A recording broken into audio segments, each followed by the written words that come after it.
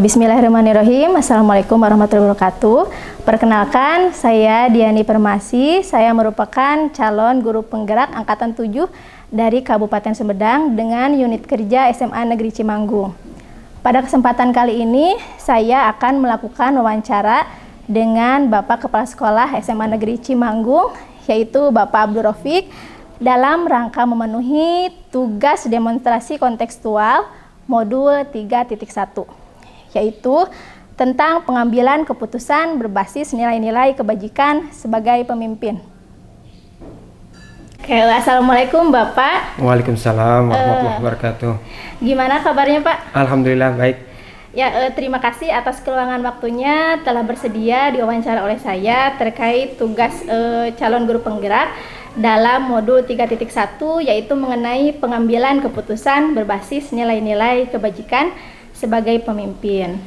Nah, saya di sini mewawancarai Bapak terkait pernahkah Bapak mengalami pengalaman-pengalaman yang real, yang nyata, yang luar biasa dalam menghadapi permasalahan-permasalahan yang nanti saya dapat ambil pelajarannya yang dijadikan untuk saya nanti jika saya mungkin suatu saat nanti menjadi sebagai pemimpin gitu ya Pak ya.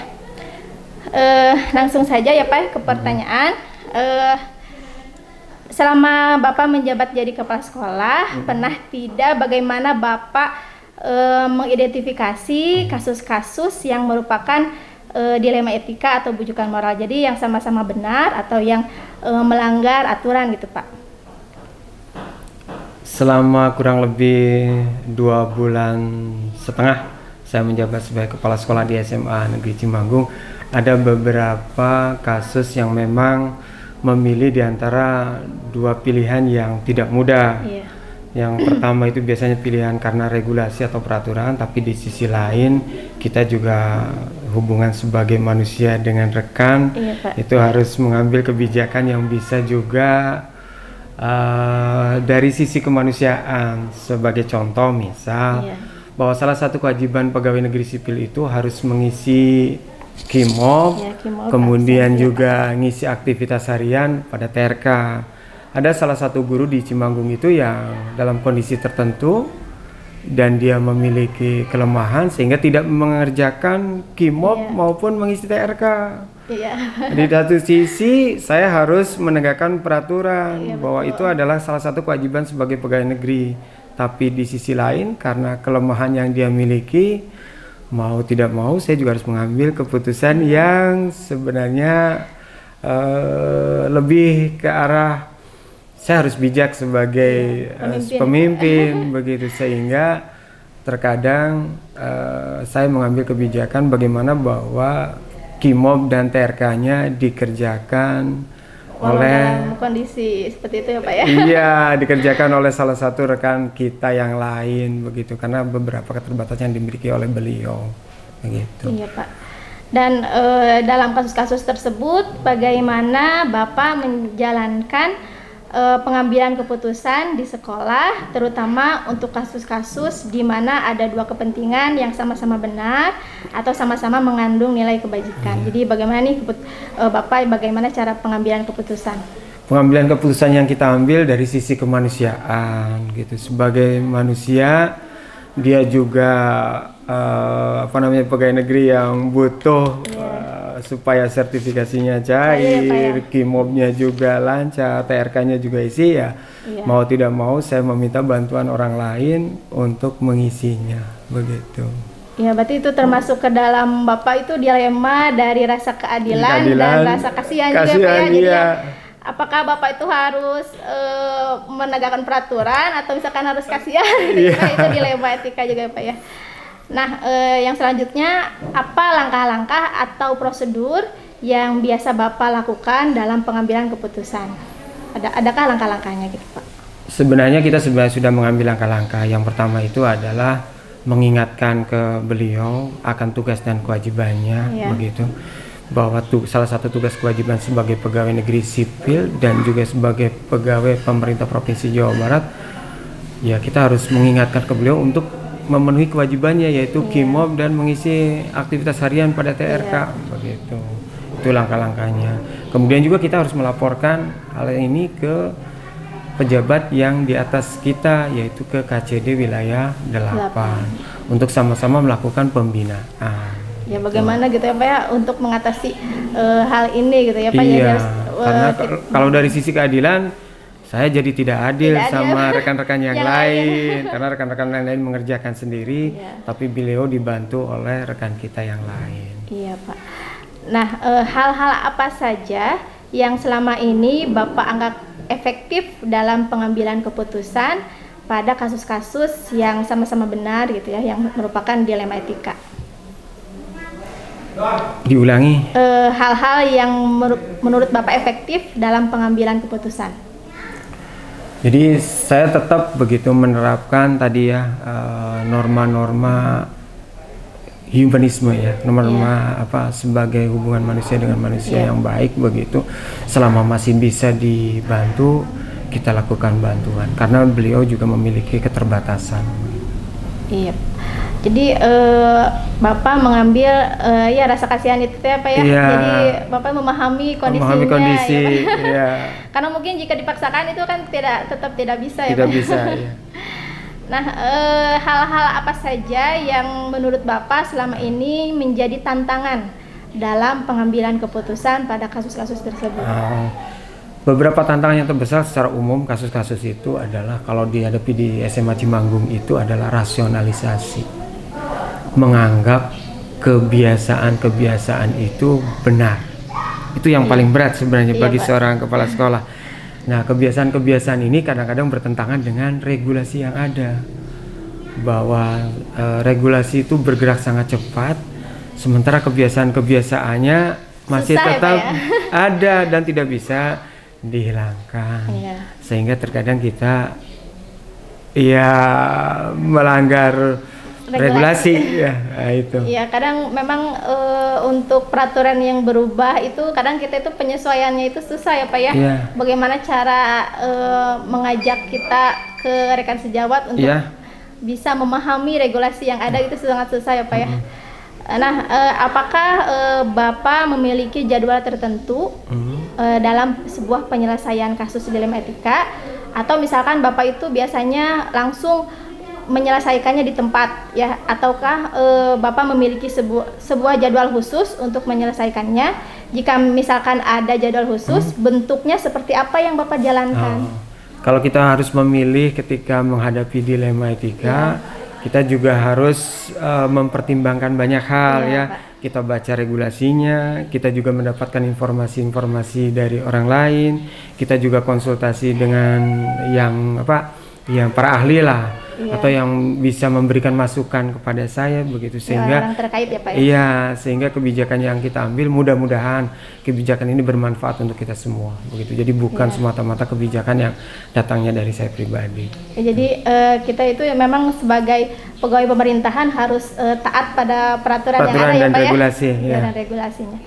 Nah, menurut Bapak adakah seseorang atau faktor-faktor yang selama ini mempermudah atau membantu Bapak dalam pengambilan keputusan dalam kasus-kasus tersebut?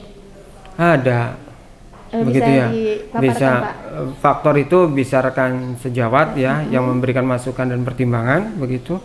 Kemudian juga bisa dengan atasan kita, pertimbangan dari atasan juga, atau juga dari sumber-sumber yang lain yang saya baca gitu, saya pelajari dan saya pahami tentang regulasi. Bisa juga dari hasil musyawarah. Iya, dengan musyawarah dan orang-orang yang sekitar kita. Ya, jadi bisa membantu atau memberikan pencerahan gitu ya, masukan bagaimana nih cara mengambil keputusan untuk masalah seperti ini gitu Pak. Nah, dari semua yang pernah Bapak alami, permasalahan-permasalahan yang pernah Bapak alami, pembelajaran apa yang sampai saat ini Bapak bisa ambil dari permasalahan-permasalahan yang pernah Bapak alami? Pembelajaran yang kita dapatkan bahwa ternyata untuk menghadapi dinamika perubahan regulasi terhadap tadi rasionalisasi yang dimiliki oleh kawan-kawan itu memang harus dilakukan perubahan yang tidak secara frontal. Dari ada menjadi tidak ada itu sesuatu yang tidak mungkin, tapi sedikit demi sedikit harus dikurangi, dieliminir begitu sampai ketemu pada satu titik memang kita harus taat dengan peraturan atau regulasi. Karena mungkin jika perubahan secara drastis itu nanti akan muncul ketidaknyamanan antara rekan sejawat ya Pak ya. Terutama ketika kita menjadi seorang pemimpin, ada dilema antara apakah harus menerapkan peraturan atau harus menyesuaikan dengan kebudayaan yang selama ini kita jalankan gitu ya Pak ya di sekolah. Nah, alhamdulillah ya Pak, terima kasih atas waktunya. Mudah-mudahan dari apa yang telah Bapak paparkan bisa menjadi pelajaran untuk saya jika suatu saat nanti saya menjadi seorang pemimpin di lingkungan yang besar ataupun setidaknya saya sekarang menjadi pemimpin di kelas ya Pak ya. Tapi mungkin nanti suatu saat nanti saya bisa menjadi pemimpin yang lebih luas lagi seperti Bapak dan bisa mengambil pelajaran-pelajaran yang Bapak telah paparkan tadi. Semoga saya bisa menjadi pemimpin yang adil gitu ya Pak ya, yang bisa menegakkan aturan yang baik, bisa juga berhubungan baik dengan rekan sejawat di sekolah gitu ya. Terima kasih atas waktunya. Mohon maaf sudah mengganggu waktu istirahat Bapak. Ya, sekian dari saya Pak. Assalamualaikum warahmatullahi wabarakatuh. Waalaikumsalam warahmatullahi wabarakatuh. Dalam dinamika berorganisasi, setiap pemimpin memang harus memilih pilihan yang tidak mudah. Terkadang ketika kita memilih terdapat 4, 3, mungkin 2 pilihan yang harus kita pilih. Tetapi pilihlah bahwa kebijakan yang kita ambil tidak melanggar regulasi.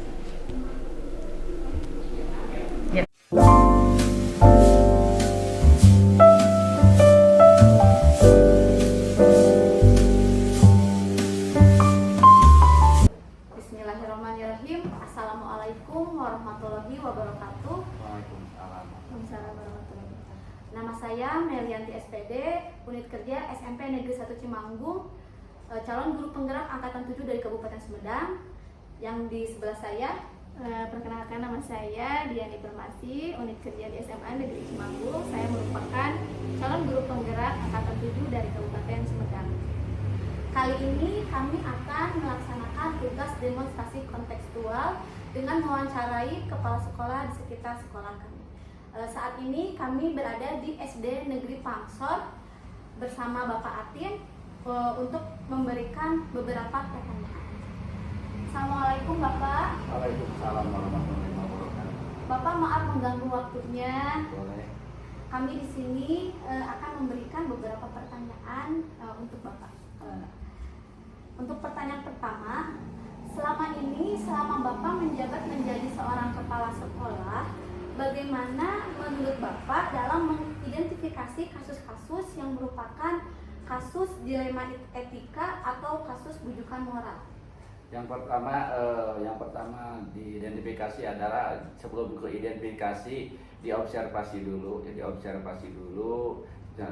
Setelah diobservasi, lalu dihitungkan latar yang dalam pengobservasian yang paling utama adalah latar belakang sama etika seperti ini bagaimana. Lalu setelah observasi diketahui latar belakangnya, setelah latar belakang baru dikumpulkan atau dirapatkan untuk mengadakan musyawarah cara penanganannya bagaimana.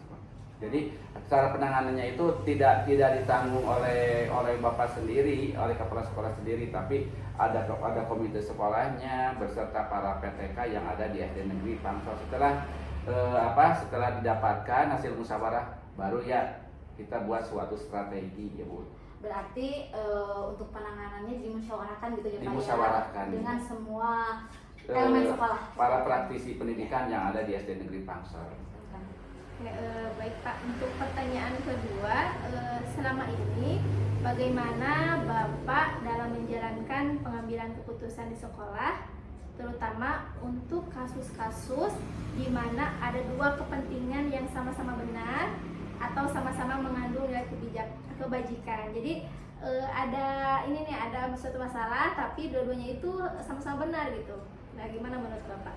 Ya, berarti itu ke prinsip approach avoidance approach, di mana Bapak itu selalu menggunakan pendekatan itu dan dalam menangani atau dalam menghadapi kasus seperti itu ya itu adalah diserahkan peraturan memang dari atasnya, dari atas.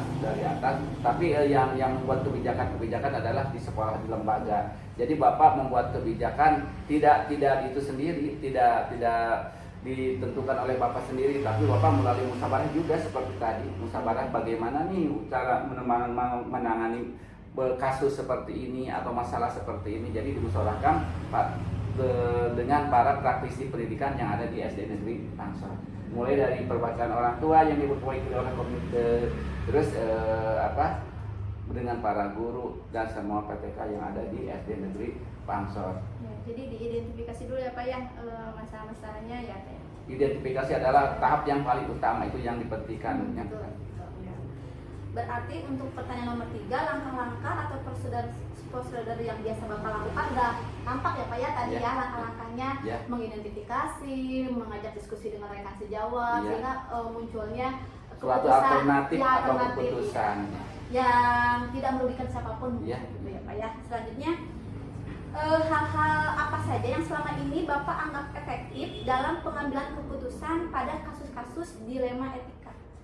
Yang paling efektif dalam mengambil keputusan untuk menangani dilema etika yaitu dengan cara membuat kebijakan yang sebijak-bijaknya, lalu itu disosialisasikan, setelah disosialisasikan lalu langsung dilaksanakan, dan dalam tahap pelaksanaan atau dalam tahap proses saya selalu mengamati, Bapak selalu mengamati. Setelah teramati dalam pelaksanaan tersebut lalu diadakan evaluasi dan refleksi untuk selanjutnya diadakan tindak lanjut. Luar biasa Bapak jawabannya.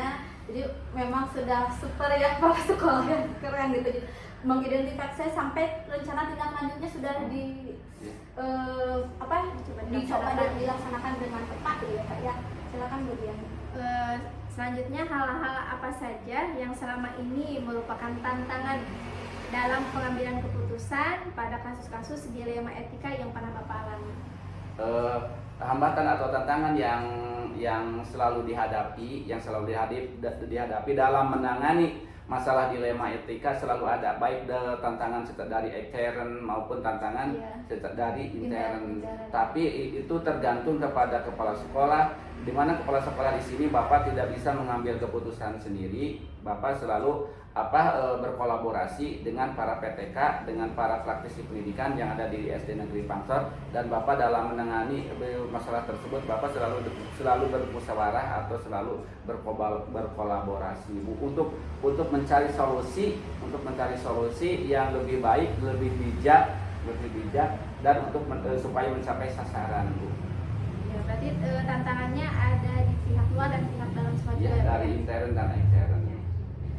Untuk selanjutnya Bapak, ketika Bapak menghadapi suatu masalah nih Pak, dilema etika gitu, apakah dalam penanganannya ada jadwal tertentu dalam penyelesaiannya, apakah Bapak langsung menyelesaikan di tempat, atau mungkin Bapak memiliki sebuah jadwal untuk menyelesaikannya? Bentuk atau prosedur yang Bapak jalankan seperti apa? Untuk menangani masalah dilema etika, kebetulan yang membawakan Bapak sukses sampai menjadi kepala sekolah berprestasi untuk tingkat Kabupaten Sumedang, Bapak membawakan best practice itu dengan judul menumbuh kembangkan budaya sekolah melalui strategi bimbingan terhadap guru secara berkala.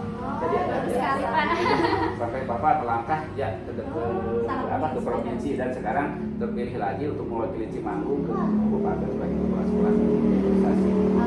Jadi memang Bapak selalu terjadwal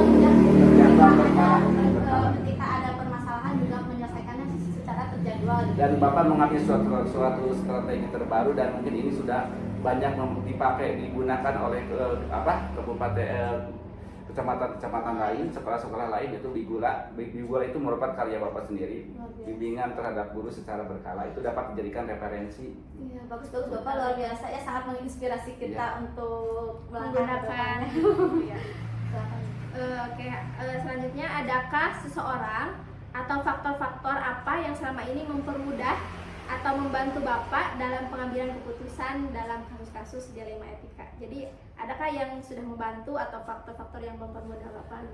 Faktor-faktor yang itu yang sudah Bapak, ilmu yang sudah Bapak punya, dari ilmu jadikan pengetahuan untuk orang lain, oleh orang lain, oleh para guru-guru dijadikan sebagai pengalaman, dari pengalaman itulah diimplementasikan di sekolahnya. Ya, bagus Bapak, menginspirasi kita. Luar biasa Bapak. Jadi tahapannya ilmu, pengetahuan, pengalaman. Nah itu. Dari pengalaman langsung ke finalisasinya, yaitu di implementasi. Iya, jadi sangat ini nih, kata-kata itu harus menempel nih. Dari ilmu ke pengetahuan. Ilmu jadikan pengetahuan. Dari pengetahuan kembangkan menjadi pengalaman. Dari pengalaman terapkan menjadi diimplementasi. Diimplementasikan terhadap rekan sejawat. Rekan sejawat, terus para praktisi pendidikan. Ya, siapa Pak itu harus Karena harus pengalaman diterapkan itu guru terbaik ya Pak ya. Iya. Bapak. Pengalaman dan pahlawan adalah guru terbaik. Guru bagi terbaik. diri Betul. Selanjutnya pertanyaan terakhir Bapak, dari semua yang telah Bapak sampaikan, pembelajaran apa yang dapat Bapak petik dari pengalaman-pengalaman Bapak ketika mengambil keputusan dalam kasus dilema etika? Dalam pengalaman-pengalaman yang membuat Bapak pembelajaran bagi Bapak dan dijadikan penguatan, setelah menjadi penguatan dijadikan pengayaan oleh Bapak di sekolah ini, lalu dikembangkan pengalamannya, yaitu pengalaman setelah Bapak selalu bukan menciptakan bukan menentukan, jadi menciptakan suatu pendekatan atau model atau metode di sekolah ini. Misalkan contohnya yang tadi aja di Gula, bimbingan tegak guru secara berkala. Nah, setelah sukses Bapak jadikan best practice, jadi best practice ya di sekolah ini berubah. Alhamdulillah, dan sekolah ini alhamdulillah berkat pendekatan, model-model, metode-metode dan media-media lain yang digunakan oleh Bapak dalam menangani kasus dilema etika, membawa sekolah ini ke sukses menjadi sekolah penggerak juga di Kabupaten Sumedang.